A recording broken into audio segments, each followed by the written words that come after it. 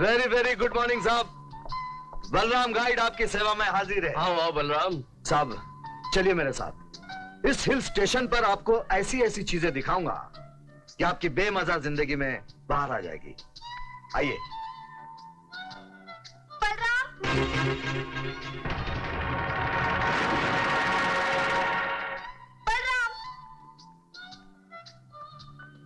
अरे देविका तुम यहाँ? मैं तुमसे अभी शादी करना चाहती हूँ, अभी इसी वक्त।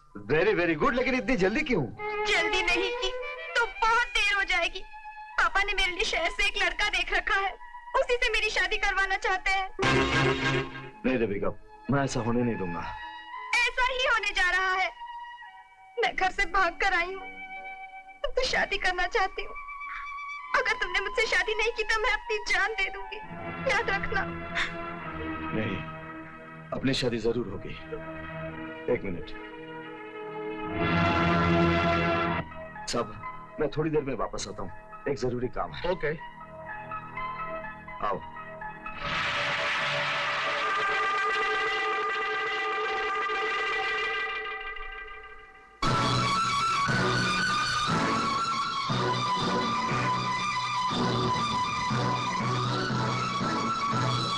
प्रधान जी, प्रधान जी,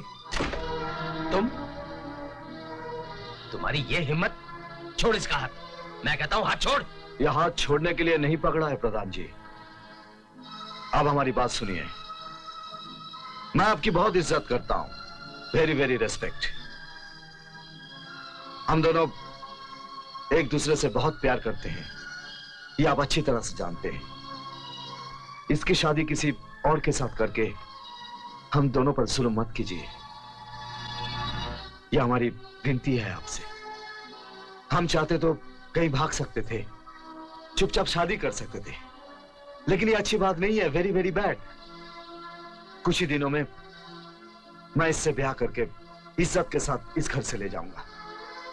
तब तक देविका इस घर में मेरी अमानत की तरह रहेगी।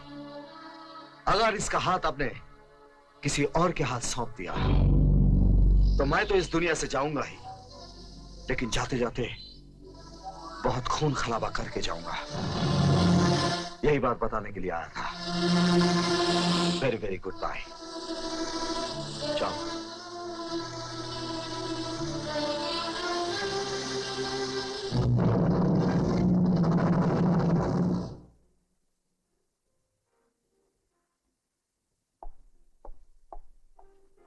वेरी वेरी सॉरी साहब, चलिए शाम हो जाएगी तो मजा नहीं आएगा।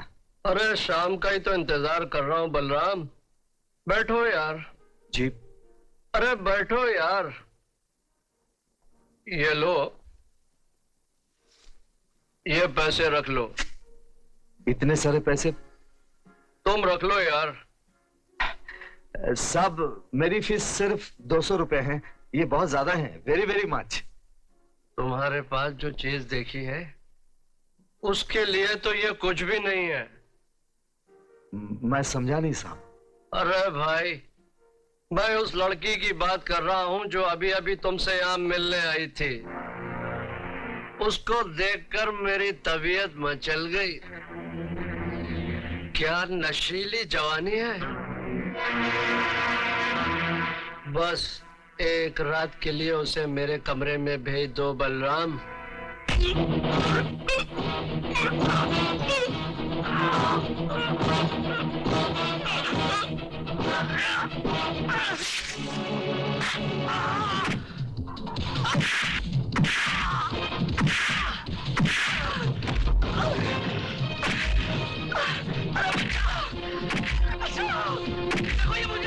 मुझे मार डाले।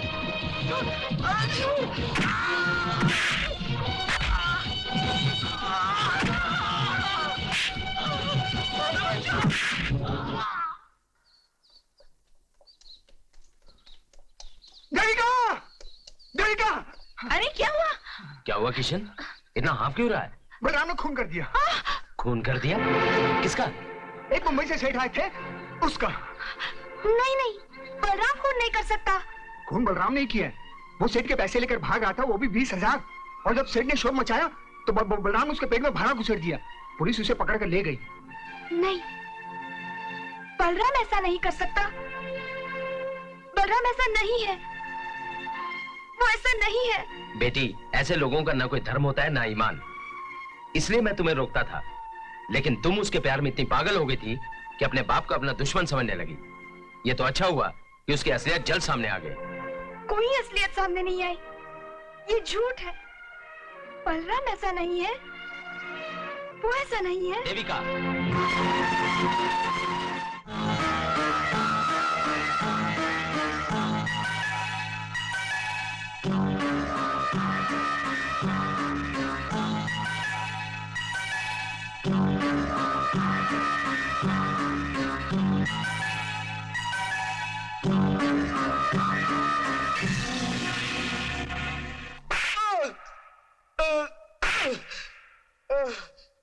सेठ से रुपए लूट के भाग रहा था।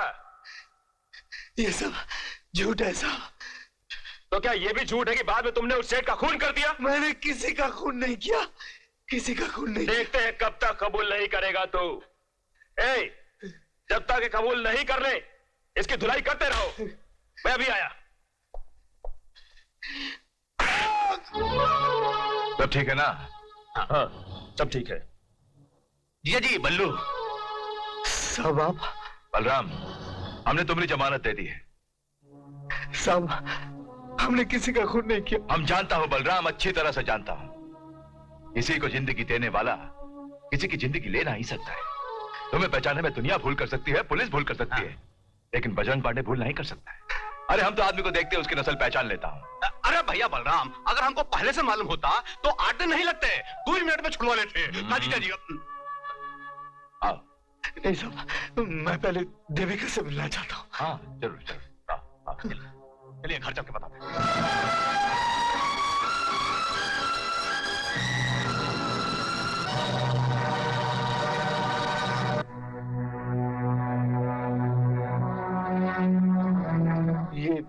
ये लोग कौन? ये लोग तो शहर चले गए। कब? 5 रोज हुए हैं। सुना है उसके मामा ने कोई लड़का देख रखा था उसके लिए, और अब तक तो उसकी शादी भी हो गई होगी। नहीं। और नहीं तो क्या, तेरा इंतजार करती कि बलराम जेल से आएगा और शादी करेगा। जा जा, भूल जा उसे और हंसी खुशी जिंदगी बिताने दे उसे।